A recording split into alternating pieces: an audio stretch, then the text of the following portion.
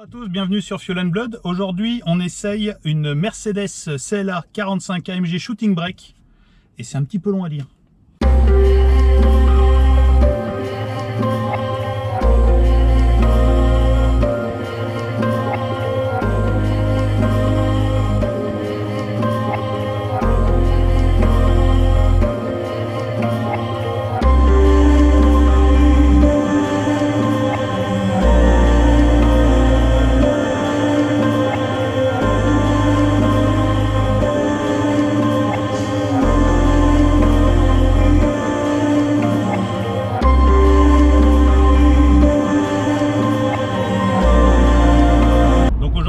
La Mercedes CLA dans ses versions break de chasse en fait, qui est pas si répandu que ça et du coup ça lui donne un petit côté vraiment très discret, puisque surtout dans cette configuration là comme on a aujourd'hui en gris foncé, il n'y a pas grand chose qui la distingue finalement d'une autre version avec un pack AMG Line. J'en ai vu une d'ailleurs tout à l'heure, effectivement ça se ressemble vraiment, hein. Si on n'a pas l'œil averti et qu'on fait pas attention, on va passer à côté des quelques petits détails qui vous font remarquer que c'est bien une version AMG. Donc sous le capot ici on a donc le 4 cylindres turbo de 360 chevaux avec une boîte automatique 7 rapports. Alors il faut savoir que ce modèle n'a jamais existé en boîte manuelle de toute manière.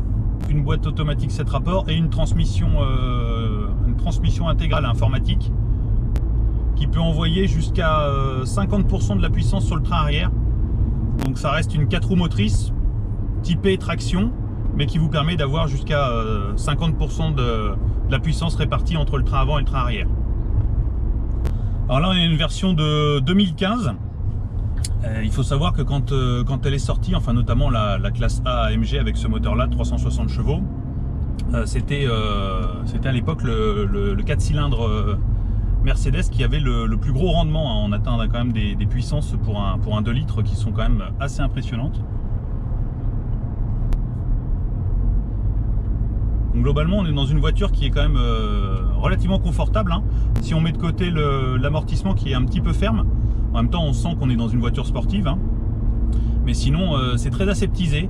En plus là on a l'échappement standard. Il existait un échappement AMG qui fait un peu plus de bruit, mais là sur la version standard on est actuellement en mode confort. Honnêtement, on n'entend absolument rien. C'est vraiment hyper confortable. On est vraiment dans une voiture super discrète. C'est vraiment ce qu'on peut appeler un sleeper, quoi. Voilà, alors extérieurement, effectivement, comme on disait, il n'y a pas grand chose qui la distingue d'une autre version AMG Line, par exemple. On a comme signe distinctif, on a les spoilers en bas du pare-choc qui sont un peu plus proéminents. On a aussi ces petites ailettes au-dessus de l'aération. Donc on a des jantes AMG, hein, fatalement, mais qu'on pourrait très bien trouver en option sur une version classique. Le petit bas de caisse en noir laqué.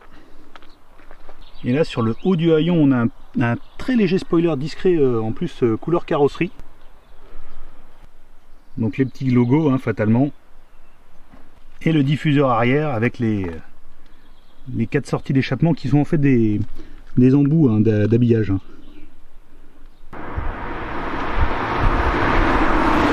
Là en mode confort, quand on la laisse faire, qu'on laisse la boîte de vitesse passer les rapports toute seule, on voit qu'on est sur des réglages, hein, comme toutes les voitures hyper efficients. Elle passe les rapports très vite pour consommer le moins possible.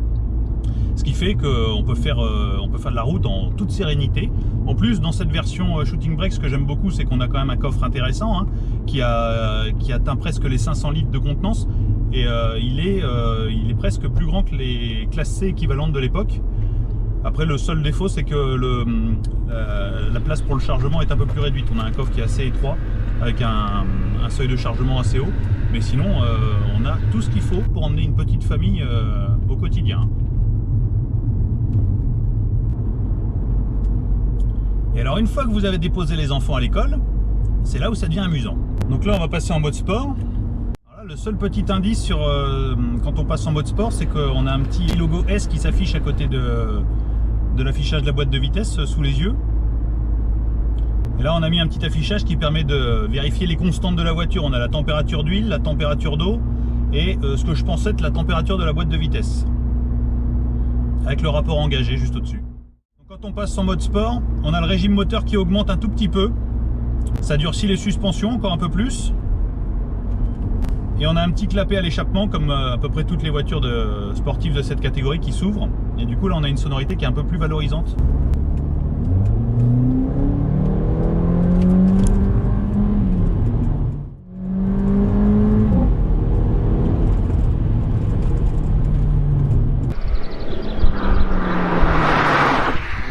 Donc là en mode sport, quand on commence à accélérer, effectivement on a une efficacité mais totale, hein. On sent qu'il y a 4 roues motrices et les 360 chevaux emmènent la voiture vraiment très très fort, hein. On a une motricité sans faille, hein. On n'a vraiment aucune perte d'adhérence. Ça transmet très très bien la puissance au sol. Et en plus on a un petit son à l'échappement là en mode sport qui est assez sympa. Et alors c'est pas ostentatoire, hein, parce qu'on a la ligne d'échappement standard, on n'a pas l'option effectivement de la ligne AMG qui fait un peu plus de bruit. Donc on a le compromis parfait pour la voiture du quotidien, quoi. Alors on va faire un petit départ arrêté. Alors on peut désactiver partiellement le ESP, c'est-à-dire qu'il vous met en handling mode. Ce qu'il appelle le handling mode, c'est un mode ESP dégradé, sachant qu'il garde quand même la main au cas où sur l'activation de l'ESP. Allez, c'est parti.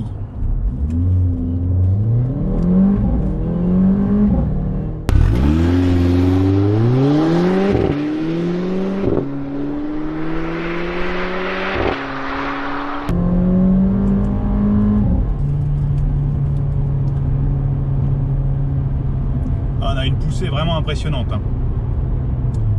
Sachant que ce modèle ne fait plus totalement 360 chevaux d'origine, donc il a été un petit peu optimisé et il respire la santé, hein.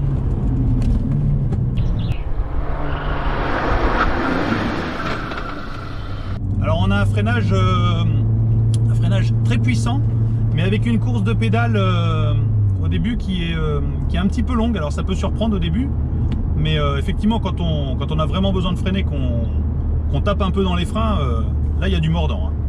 Alors les suspensions qui peuvent paraître un petit peu raides au quotidien, quand on commence à rouler un peu, on a vraiment quelque chose d'hyper cohérent en fait, hein. Ça maintient très très bien la caisse, ça prend pas de roulis, et c'est exactement ce qu'il faut pour ce genre de véhicule. Alors on a aussi un troisième mode, hein, qui est un mode manuel et qui permet lui de garder intégralement la main sur la gestion du passage des rapports. Alors sur route ouverte, ça présente assez peu d'intérêt finalement, parce que la boîte fait tellement bien le travail que c'est pas très judicieux. Par contre ça peut être intéressant quand on fait effectivement du circuit ou qu'on a des petites routes de montagne où là ça nécessite de garder la main sur le bon rapport. Sinon la boîte va tout le temps vous passer un rapport supérieur pour une question d'efficience ou des choses comme ça.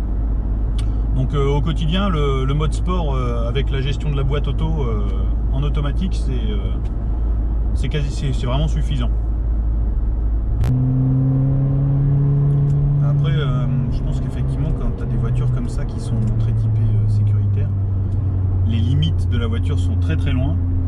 Donc avant de les atteindre, il va falloir vraiment aller très loin. Et par contre, quand tu les as atteints, c'est presque trop tard, quoi.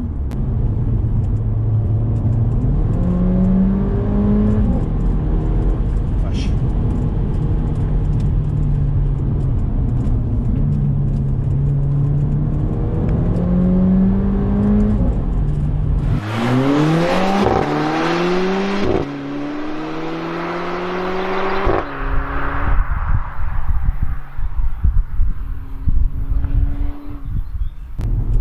Alors ce qui est rigolo, c'est que comme à peu près toutes les sportives d'aujourd'hui, on a des échappements qui sont vraiment très expressifs.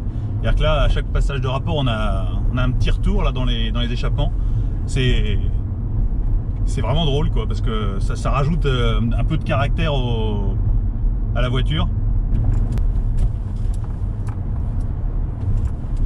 Et là sur les dodanes, c'est là qu'on sent la fermeté des amortisseurs. Ça se conduit tout seul en fait.